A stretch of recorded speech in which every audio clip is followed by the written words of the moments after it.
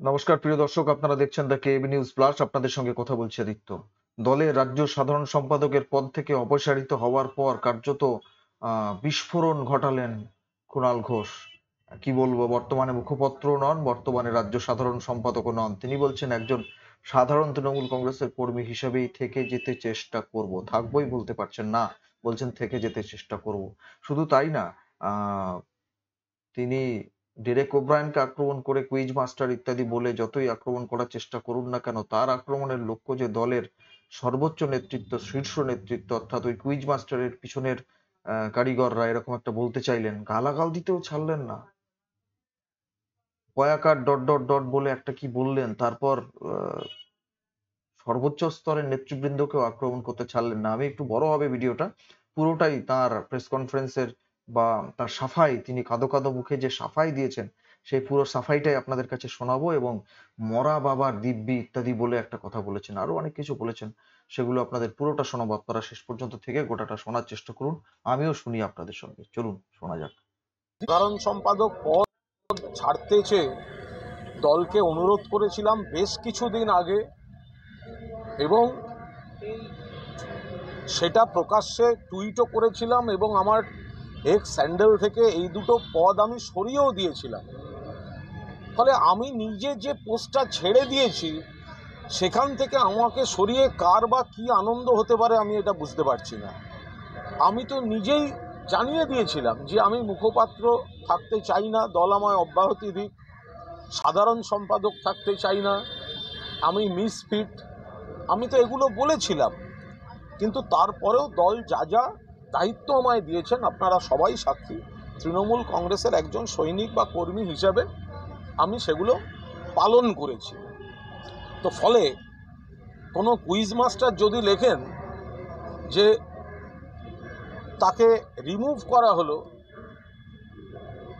তাকে তো আমি কুইজে জিজ্ঞাসা করব, আমি তো কুইজ মাস্টারকে জিজ্ঞেস করব যে আপনি কি জানেন আমি কত তারিখে নিজে রিলিজ চেয়েছিলাম। আমি কুইজ মাস্টারকে জিজ্ঞেস করব যে আপনি কি জানেন যে আমি এই দুটো পদ থেকে নিজে অব্যাহতি চেয়েছি।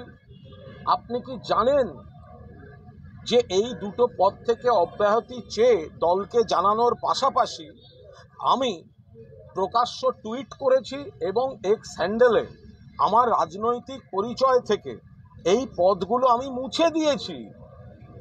তারপরে কি করে কুইজ মাস্টার এরম প্রেস রিলিজ দেন আমি তো বুঝতে পারবো না। আমি এখনো পর্যন্ত, আমি দুপুরবেলা যখন আমি খবর পেলাম যে আমার এটা টাইপ হচ্ছে, তখন আমি ফোনটা অফ করে ঘুমিয়ে পড়লাম, কারণ আমার ঘুম পাচ্ছিল। এরপর ঘুম থেকে ওঠার পর আমি এই বিষয়গুলো জানলাম, কিন্তু এখনো পর্যন্ত আমি যা যা দেখেছি, সার্চ করেছি, তাতে হোয়াটসঅ্যাপ বা মেল আমি কিন্তু এখনো কোনো রকম অফিসিয়াল কমিউনিকেশন পাইনি। আমার দরকারও নেই, কারণ আমি যেটা নিজে ছাড়তে চাই তো সেটার আবার অফিসিয়াল আনঅফিসিয়ালের কি আছে। আমি শুধু এইটুকু বলতে পারি, আমি যারাই এই সিদ্ধান্ত নিয়েছেন তারা মহান ব্যক্তি, মহানুভব, ঈশ্বর তাদের মঙ্গল করুন। আমি তৃণমূল কংগ্রেসের একজন সাধারণ কর্মী, সাধারণ সৈনিক, আমি তৃণমূল কংগ্রেসের একজন সাধারণ সৈনিক, সাধারণ কর্মী থেকে যাওয়ারই চেষ্টা করব। আমি বলতে পারবো না, কারণ আমি আজ কারুর সম্পর্কে কোনো মন্তব্য করিনি। আমি আজকে উত্তর কলকাতার 38 নম্বর ওয়ার্ডে একটি রক্তদান শিবিরে গেছিলাম। আমি আবার বলছি, অগ্নিবীণা ক্লাবের অনুষ্ঠান, আমি এটা খুব বারবার বলতে চাই, তারা আমন্ত্রণ করলেও আজ আমার সেখানে যাওয়ার প্রোগ্রাম সেই অর্থে ছিল না, অন্য জায়গায় যাওয়ার কথা ছিল। কিন্তু অন্যতম উদ্যোক্তা, সিএবির অন্যতম একজন গুরুত্বপূর্ণ কর্মকর্তা, তিনি আমাকে ফোন করেন, প্রদীপদা ফোন করেন যে একবার ঘুরে যেতেই হবে। তার মাঝখানেও দু একটা ফোন পাই এলাকা থেকে। আমি গিয়ে দেখি সেখানে উত্তর কলকাতার বিজেপি প্রার্থী তাপস রায় রয়েছেন, আবার আমাদেরও যারা ব্লকের নেতৃবৃন্দ তারাও কাছাকাছি সব রয়েছেন ইত্যাদি, কারণ ওটা অরাজনৈতিক, এর মধ্যে কোনো রাজনীতি ছিল না। তা আমি সৌজন্যের খাতিরে তো শুধু সেইটুকুই বলেছি। আমি ভুল কোথায় বলেছি, আমি কি বলেছি? আমি বলেছি তাপস রায় তিনি ভালো নেতা, দক্ষ নেতা, ভালো জনপ্রতিনিধি, কিন্তু তিনি অন্য দলে চলে গিয়েছেন। এটা একটা রাজনৈতিক লড়াই, তাকে আমরা রাখার চেষ্টা করেছিলাম, তিনি কথা শোনেননি, চলে গিয়েছেন। তা আমরা মমতা বন্দ্যোপাধ্যায়ের নেতৃত্বে, অভিষেক বন্দ্যোপাধ্যায়ের সেনাপতিত্বে তৃণমূল কংগ্রেস করি এবং আমার ভাষণেও বলেছি যে আমাদের প্রার্থীর নাম সুদীপ বন্দ্যোপাধ্যায়, ফলে আমি সুদীপ বন্দ্যোপাধ্যায়ের হয়ে কাজ করব। তো এটার মধ্যে কোথায় দোষ আছে আমি তো এখনো কিছু সেটা বুঝেই উঠতে পারছি না। আমি একজন সাধারণ তৃণমূল কংগ্রেসের সৈনিক, আমি তৃণমূল কংগ্রেসের একজন কর্মী। আমার যেটা মনে হয়েছে যে দীর্ঘদিন তাপস রায়ের সঙ্গে রাজনীতি করেছি, তার বাইরেও আগে থেকে তাকে চেনা। এখন তিনি ঘটনাচক্রে দুর্ভাগ্যবশত অন্য দলে চলে গিয়েছেন। তো আমি রক্তদান শিবিরে গিয়ে কি তার সঙ্গে মারামারি করব? কিন্তু সেখানে তো আমি আমার মুখ থেকে আমাদের দলের প্রার্থীর নাম উচ্চারণ করেছি। আমি তো বলেছি, আপনারা আমার ভিডিও দেখুন। প্লাস ওই এলাকায় দুটো জায়গায় ডিসপিউট চলছিল, একটু মারামারি হয়েছে, একটু যেরম হয়। আর ওটা তো কোনো রাজ্য স্তরের কোনো সভা ছিল না, ওটা একদম একটা পাড়ার অনুষ্ঠান, পাড়ার অনুষ্ঠান। সেখানে দুটি গোষ্ঠীর মধ্যে একটা মারামারি ছিল। আমি তাদের সেখানে সাবধান করে দিয়েছি যে ভোটের সময় যাতে কোনো গণ্ডগোলে না জড়ায়। তো এর মধ্যে আমি কোনো দোষ করেছি, আমি কি দোষ করেছি আমি তো কিছুই বুঝতে পারলাম না। দেব যখন আক্রমণ করে, যিনি তৃণমূলকে আক্রমণ করেন, মমতা বন্দ্যোপাধ্যায়কে আক্রমণ করেন, অভিষেক বন্দ্যোপাধ্যায়কে আক্রমণ করেন মিঠুন চক্রবর্তী, দেব যখন তাকে বাবার মতো কিডনি দিতে পারি গার্জেন, তখন কুইজ মাস্টার জেগে ওঠেন না, বা কুইজ মাস্টারের পেছনের পরিচালকরা জেগে ওঠেন না। তো আমি কোন ইয়েটা করেছি? সারা বাংলা তৃণমূল কংগ্রেস কর্মীরা সাক্ষী যে আমি সারা বাংলায় যেখানে দল দায়িত্ব দিচ্ছে, বিজেপি, সিপিএম, কংগ্রেস, আমার থেকে বোধহয় আক্রমণাত্মক এবং কটু কথা আর কে বলেন সে আপনারাই বলতে পারবেন। আমাকে অগ্নি পরীক্ষা দিতে হবে? আজকে কি তৃণমূল কংগ্রেসের যারা লড়াকু কর্মী তাদেরকে কি রোজ অগ্নি পরীক্ষা দিতে হবে? যে আজকে আমি অমুক জায়গায় অমুকের সঙ্গে দেখা হয়ে গেলে আমার রাজনৈতিক পরিচয় নিয়ে প্রশ্ন উঠে যাবে? এসব কি কথাবার্তা? এ হয় নাকি কখনো? কিন্তু আমি তৃণমূল কংগ্রেসের কর্মী, আমি তৃণমূল কংগ্রেসের সৈনিক, আমি সেভাবেই নিজেকে দেখে এসেছি। আমি দেখব, ফলে আমি নিজেই যেখানে আমার টুইটার হ্যান্ডেলে মুখপাত্র বা সাধারণ সম্পাদক ব্যবহার করছিলাম না, অনেক আগে সরিয়ে নিয়েছি। তো ফলে তারপরে কে কি প্রেস রিলিজ দিল সে আমি কি করবো বলুন? পরীক্ষা দিতে হচ্ছে, অগ্নি পরীক্ষার কথা বলছেন, অগ্নি পরীক্ষা দিতে হচ্ছে। তাহলে কি দাঁড়ায়? আমি গতকাল রাতেও খড়গপুরে মিটিং করে এসেছি, আরও অনেকে যারা মিটিং করছেন বিভিন্ন জায়গায় তাদের সঙ্গে মিটিং করছে। আজকেই আমার বিকেলের পর থেকে আমি কৃতজ্ঞ সারা বাংলার তৃণমূল কংগ্রেসের নেতাকর্মীদের কাছে। আমার হোয়াটসঅ্যাপ উপচে গিয়েছে, কারণ তারা তৃণমূল কংগ্রেস মানে শুধু তো যারা বসে বক্তৃতা করছি তারা নয়, যারা গ্রামে গঞ্জে দেওয়াল লিখছে, পোস্টার মারছে, মাটিতে দাঁড়িয়ে বিজেপি, সিপিএম, কংগ্রেসের সঙ্গে লড়ছে। আজকে আমি ব্রাত্য বসু সাক্ষী, ছুটে গিয়ে তাপস রায়কে বুঝিয়েছিলাম যে তাপসদা দল ছেড়ো না, দল ছেড়ো না, দল ছেড়ো না। সেটা মিথ্যা হয়ে যাবে। একদিন একটা রক্তদান শিবিরে দেখা হয়েছে বলে আমি তো বলছি তাপসদা ভালো নেতা বলেই তো তাকে বোঝাতে গেছিলাম, কিন্তু একটা অন্য দলে চলে গিয়েছেন। এটা রাজনৈতিক লড়াই। আমাদের দলের প্রার্থী সুদীপ বন্দ্যোপাধ্যায়, আমি সেখানে দাঁড়িয়ে আমি তো সেটাও বলেছি আমাদের দলের প্রার্থীর নাম মমতা বন্দ্যোপাধ্যায়ের প্রার্থীর নাম, অভিষেকের প্রার্থীর নাম সুদীপ বন্দ্যোপাধ্যায়। এর থেকে বেশি আমি কি করব? আমি ওখানে কি গোতাগুতি করবো না? একটা বিষয় সেটা হচ্ছে যে কুইজ মাস্টারের পেছনে পরিচালকরা থাকতে পারে, আপনি আশঙ্কা প্রকাশ করছেন। এই পরিচালকরা কারা? দলের শীর্ষ নেতৃত্ব হবেন, আমি কি করে বলবো? তারা সব মহানুভব, মঙ্গল করুন, ঈশ্বর তাদের মঙ্গল করুন। আমি আমি আমি তৃণমূল কংগ্রেসের তৃণমূল কংগ্রেসে ছিলাম, তৃণমূল কংগ্রেসে আছি এবং তৃণমূল কংগ্রেসেই থেকে যাওয়ার চেষ্টা করব। আমি কাজ যেন একটা সই দেখলাম, আমি সেই জন্য কুইজ মাস্টার বলেছি। আমি প্রেস রিলিজটা আমাকে একজন পাঠালো, দেখুন আমাকে তো কেউ পাঠায়নি, আমায় কেউ ফোনেও বলেনি, এ তো সেই সব অদ্ভুত ব্যাপার। 2013 সালেও শুনেছিলাম আমাকে কে কি চিঠি পাঠিয়েছে, আজও এলো না। তো সেরকম একটা চিঠি ঘুরছে, আমি ধরে নিচ্ছি সত্যি। তো সেখানে একজনের সই আছে, আমার তো ভালো লাগতো, এদের সঙ্গে তো বন্ধুর মতো সম্পর্ক। একটা ফোন করেও বলতে পারতো, কুণাল তুমি যেগুলো ছাড়তে চেয়েছিলে আমরা তোমাকে অব্যাহতি দিচ্ছি, ইউ আর ইয়ারবাই রিলিজড। রিমুভ তো যায় না। আমি তো কোনো দল বিরোধী কাজ করিনি। আমাকে যখন দল শোকজ করেছিল আজ বলছি আমি সঙ্গে সঙ্গে উত্তর দিয়েছি। আপনারা একজনও বলতে পারবেন কুণাল ঘোষ সেই চিঠির কপি মিডিয়াকে খাইয়ে দিয়েছে? একজনও বলতে পারবেন? একজন? ঈশ্বর সাক্ষী, আমার মরা বাবা মার দিব্যি, আমাকে শোকজ করা হয়েছিল, আমি তার উত্তর দিয়েছি, ডিসিপ্লিন সোলজার। কিন্তু মিডিয়াকে সেই চিঠি আমি একজনকেও দিইনি।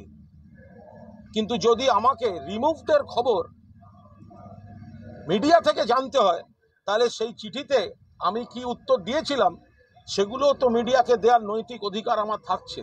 বলছি, তাপস রায় আজকে এই আপনাকে এখান থেকে সরানোর পর, সিদ্ধান্তের পর তাপস রায় বলছেন যে এরপর তো কোনো বিয়ের অনুষ্ঠানেও তৃণমূল কংগ্রেসের কর্মীদের সঙ্গে দেখা করা যাবে না।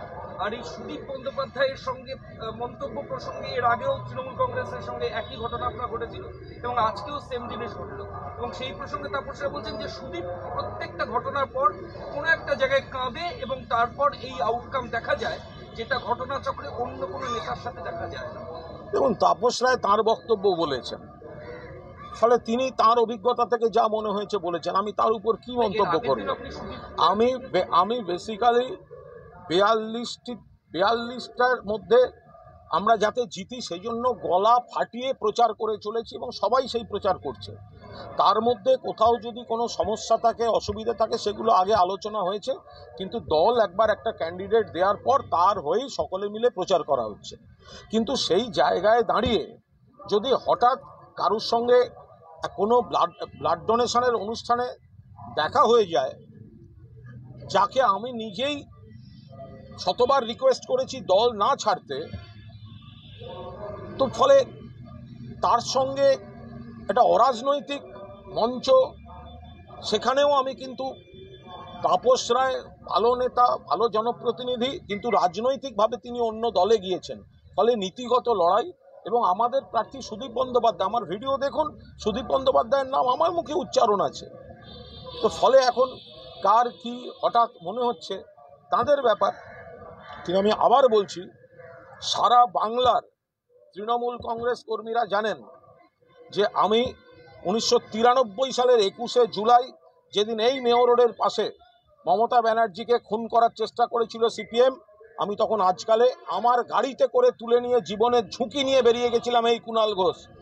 এরপরে সমস্ত আমার জীবনের উত্থান পতনের পরেও 2021 সালেও যখন একের পর এক নেতা দল থেকে চলে যাচ্ছেন, তখনও যারা, যে তৃণমূলের ওয়ার্কফোর্স, যে সহকর্মীরা মাটি কামড়ে লড়াই করেছে এবং বিজেপির দিকে তাকিয়ে আক্রমণ করে, সিপিএম কংগ্রেসকে আক্রমণ করে, তার মধ্যে কুণাল ঘোষ একজন।